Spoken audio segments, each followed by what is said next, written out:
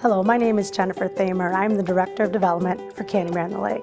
I have an amazing job. I get to come to work every day to serve a purpose, and my purpose is to help Canterbury on the Lake raise funds for their benevolent fund, the Good Samaritan Fund. Seeing the Good Samaritan Fund in action has been very rewarding, and being a part of this amazing experience has enriched my life.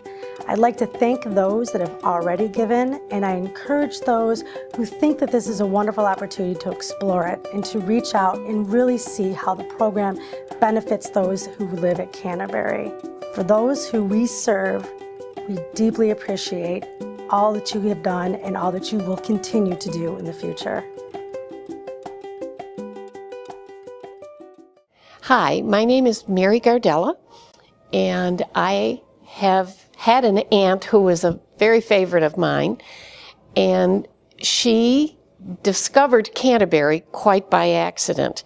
She was very active in the St. James Episcopal Church in Birmingham, and a representative from Canterbury went to the church and made a presentation about Canterbury before they ever started building it. They had a trailer set up out on Highland Road with representatives, and we came out and talked to them, and she and I both were very, very impressed with what they had to offer. At that point, they had nothing but renderings and floor plans and a dining room table set up to show you what it was going to be like. But she was convinced this was the place for her. And she went back to her church, told all of her friends, and subsequently 8 of them from St. James moved out here. And she was the 17th resident to move in. And she moved in April of, I believe it was 1994. And just settled in beautifully and saw that this was going to be the right spot for her. She got immediately involved in lots of the activities. She was on the residence board for a number of years. She was in the book group. She was in the music group. She started a computer group with several others when she first moved in. One of the very first things she did was organize a group of Wolverines on Saturday to meet in the pub. They got a TV down there so that everybody could watch the football games. She lived in independent living for 10 years and was very happy there. They used her apartment as a little model so that as people came to look at Canterbury, they could go up and see a cute apartment that was all put together. And she loved being able to do that and talk to prospective people as they came in. And then after 10 years, she moved into assisted living. While she was 85 when she moved in here, and while she lived here, she had 2 knee replacements and a hip replacement, handled all of that here without any problems at all, did all of her rehab right here. And at 95, had her 2nd knee done. And after that, it was determined that she probably needed a little more help than she could get in independent. So we moved her into assisted living.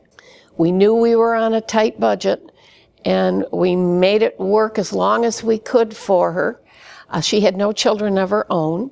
She had 8 nieces and nephews from all over the country, and we all took an active interest in her life and in whatever we could do to help her.